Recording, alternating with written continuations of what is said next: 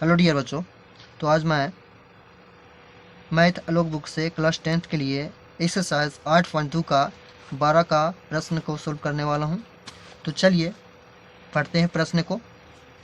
तो प्रश्न है हमारा, निम्नलिखित के मान के अनुसार आरोही क्रम में लिखें। आरोही क्रम यानी कि बढ़ते क्रम में लिखना है। तो दिया हुआ है सेक 30 डिग्री, सेक 60 डिग्री, सेक 40 डिग्री, सेक 80 डिग्री दिया है। इसे क्या करना है? आरोही क्रम। आरोही क्रम यानी कि बढ़ते क्रम में इसको लिखना है, सजाना है। तो चलिए इसे सजाते हैं। देखिए, बढ़ते क्रम में लिखने के लिए पहला सबसे छोटा वाला लिखा जाता है, फिर उससे बड़ा, फिर उससे बड़ा। जो सबसे बड़ा होता है वो लास्ट में लिखते हैं। तो देखिए, सेक में जब थीटा का मान बढ़ाते हैं तो इसका वैल्यू भी बढ़ता है, और थीटा का मान कम रखते हैं तो उसका वैल्यू भी कमता है। ठीक है, इसका मतलब क्या हुआ? थीटा के सेक में थीटा का मान जितना बड़ा होगा उसका वैल्यू उतना ही बड़ा होगा। तो हमको क्या करना है? छोटा से बड़ा लिखना है ना। इसमें से सबसे छोटा कौन है?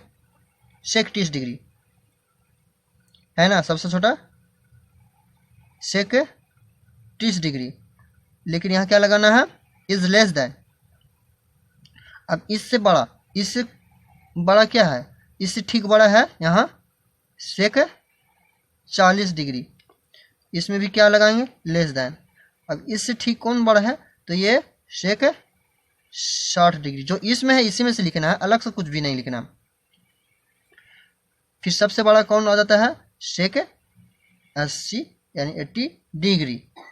तो इस तरह से हम इसको आरोही क्रम में लिख पाएंगे। ओके, चलिए तो 12 नंबर के ए का सोल्व कर दिए हैं और बी का सोल्व करते हैं। तो इसको भी वैसा ही साइन में भी थीटा का मान जब रखते हैं, जितना धीरे धीरे बढ़ाते हैं तो इसका भी मान क्या होता है? बढ़ते जाता है।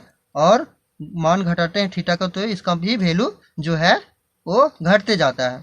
तो हमको बढ़ते क्रम में लिखना है, तो सबसे कम वाला लेंगे, फिर उससे ज़्यादा वाला लेंगे। कितना हुआ?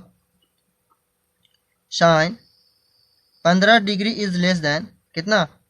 यहाँ करेंगे साइन 30 डिग्री।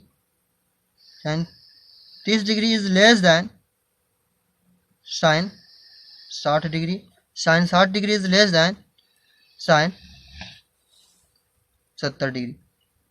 देखिए, इसका मतलब होता है ना, साइन 15 डिग्री जो है वो कितना? साइन 30 डिग्री से छोटा है। और जो साइन 30 डिग्री जो है वो साइन 60 डिग्री से छोटा है। लेस देन मतलब क्या होता है? से छोटा ना। साइन 60 डिग्री जो है वो साइन 70 डिग्री से छोटा है। तो ये तो रियली बात है। तो चलिए अब 12 के दूसरा प्रश्न का ए बी सोल्व करते हैं। इसमें दिया है निम्नलिखित के मान के अनुसार घटते क्रम में लिखें, यानी घटते क्रम में, है ना। तो घटते क्रम में लिखने के लिए क्या करते हैं? जो सबसे बड़ा वाला जो होता है उसे पहले लिखते हैं, और जो छोटा होता है उसे लास्ट में। तो सबसे बड़ा वाला, फिर उससे कम, फिर उससे कम, जो सबसे छोटा होता है उसको लास्ट में लिखते हैं। तो चलिए इसे बनाते हैं। तो एक बात ध्यान दीजिए, tan थीटा में भी क्या होता है? जब थीटा का मान बढ़ाते हैं तो इसका वैल्यू बढ़ता है, और थीटा का मान घटाते हैं तो इसका वैल्यू भी घटता है, यानी कम जाता है ना। तो हमको क्या करना है? घटते क्रम में लिखना है, तो सबसे बड़ा वाला पहले लिखना होगा। तो सबसे बड़ा इसमें कौन है? तो सबसे बड़ा इसमें है tan 70 डिग्री। तो लिखेंगे tan 70 डिग्री इज, इसमें ग्रेटर देन का प्रयोग करेंगे। क्या करना है? इसमें greater than. tan 70 degree is greater than कितना? tan 50 degree. tan 50 degree is greater than tan 40 degree, और tan 40 degree is greater than tan 10 degree. तो ये इस तरह से इसका आंसर होगा। ओके, चलिए अब बी का सोल्व करते हैं। तो देखिए, बी में कॉस में सब दिया है।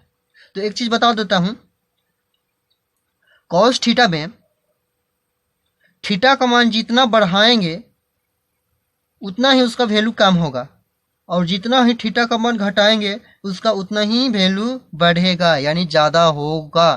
तो हमको क्या करना है, इसको घटते क्रम में लिखना है। तो सबसे बड़ा वाला को पहले लिखना है इसमें और छोटा वाला को बाद में। तो मैंने अभी बोला कि थीटा का मान जितना बड़ा रखेंगे उतना ही उसका वैल्यू कम होगा, और यहाँ क्या करना है, हमको घटते क्रम में लिखना है। तो बड़ा वाला पहले लिखना पड़ेगा और छोटा वाला बाद में। तो ध्यान दीजिए, इसमें से सबसे छोटा कौन है, ये है 15, यानी कि कॉस थीटा में जितना छोटा रखेंगे वो सबसे बड़ा होगा, है ठीक है ना। इसमें से सबसे बड़ा कौन है, ये थीटा का मान कितना है, 15 है। ऐसे तो थीटा का मान कम है, लेकिन इसका वैल्यू इस सबसे ज़्यादा है। तो क्या करेंगे, इसको सबसे पहला नंबर इसका लिखेंगे। तो लिखेंगे cos 15 degree is greater than, अब क्या लिखना है, cos 35 degree. Cos 35 degree is greater than cos 40 degree. Cos 40 degree is greater than cos 60 degree. Cos 60 degree is greater than cos 90 degree. कुछ इतना, ओके। तो देखिए प्रश्न नंबर 13 का एक दिया है। पहले प्रश्न नंबर 13 को पढ़ते हैं। निम्नलिखित में किसका मान सबसे बड़ा है, जो इसमें मान बड़ा है उसका हमको क्या करना है, वही आंसर होगा इसमें से, ठीक है। तो चलिए देखते हैं इसका आंसर। tan 60 डिग्री, तो tan 60 डिग्री का मान होता है कितना, √3 होता है, ठीक है। और tan 60 डिग्री का मान कितना होता है, √3। और tan 90 डिग्री का मान होता है अनडिफाइंड होता है। 45 डिग्री का मान, तो tan 45 डिग्री का मान 1 होता है, कितना, 1 होता है। और tan 60 डिग्री का मान तो ये √3 नहीं होगा। तो बताइए इसमें से कौन बड़ा है। तो मैं कहूँगा अनडिफाइंड, सबसे बड़ा अनडिफाइंड है इसमें।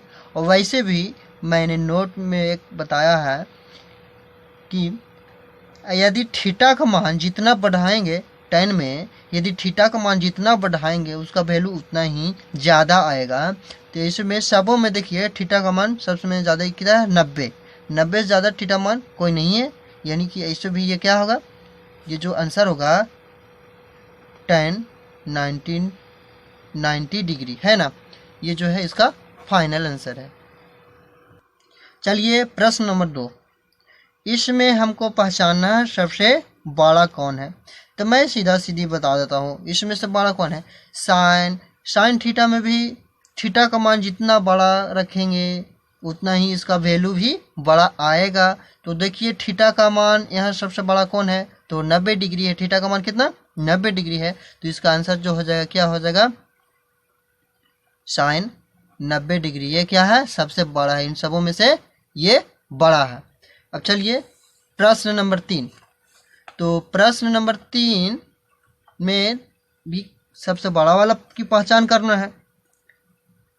तो कॉस थीटा में थीटा का मान जब हम जितना बड़ा रखते हैं उसका वैल्यू उतना ही कम आता है, और जितना कम रखते हैं उसका वैल्यू ज़्यादा आता है। तो सीधे सीधी बात, इसमें जो थीटा का मान छोटा होगा वही बड़ा होगा इसमें, ठीक है। तो देखिए इसमें सबसे छोटा थीटा का मान कौन है, तो कॉस 30 डिग्री है। इसका जो आंसर होगा क्या होगा, कॉस 30 डिग्री होगा, ओके। तो ये इसका फाइनल आंसर।